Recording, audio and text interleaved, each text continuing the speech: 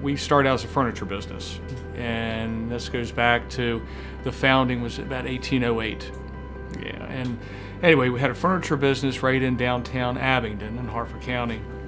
And back then, it seemed that the prestigious thing were to when folks would pass away in the city, they would actually get on the train. Everything was done by train back then, train or carriage.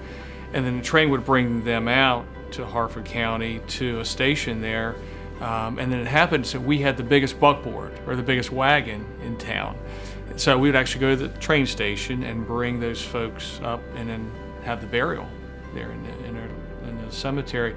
Well, furniture turned into caskets, right? So started doing the caskets, and we had the transportation, and then kind of the evolution kind of came together that way to progress over the years to become where we are today.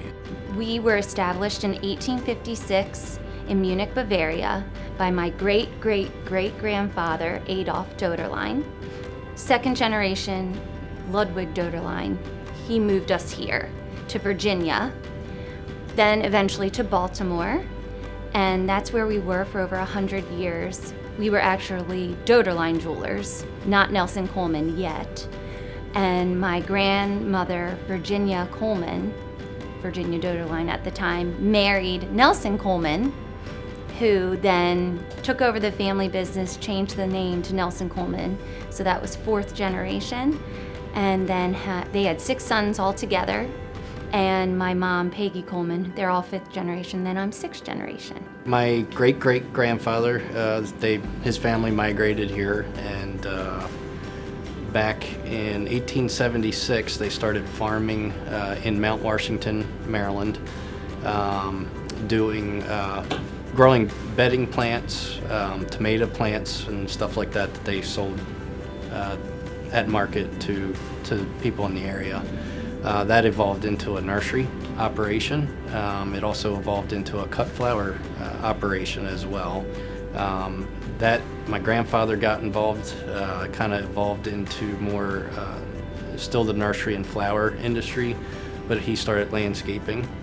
And then the 4th generation, my dad and his brothers got involved, and my dad took over the landscaping portion and started to push that more.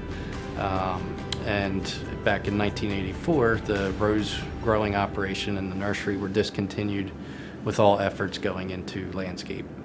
The paper was founded in 1892 by my great-grandfather John Henry Murphy Sr., who had been enslaved, who had served in the Civil War, and who was 52 years old when he started the paper. He really had a philosophy that a newspaper succeeds because it believes first in God, then in itself, and then in the present generation. And so at 52 years old with 10 children, he started this newspaper when less than 2% of the African American population reportedly could read. But he wanted to publish some good news, and so it started with a 1 or 2 pager. It cost 3 cents. And believe it or not, the name Afro-American was already in existence at the time that he bought it at an auction.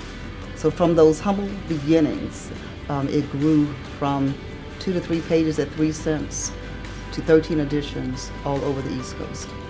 Prigo Family Farm has been here. My children are the 6th generation to be here on the farm. We've always been a dairy farm. And then it kind of came to the point where we had to make a change, where you can't just be a small dairy farm in Maryland anymore.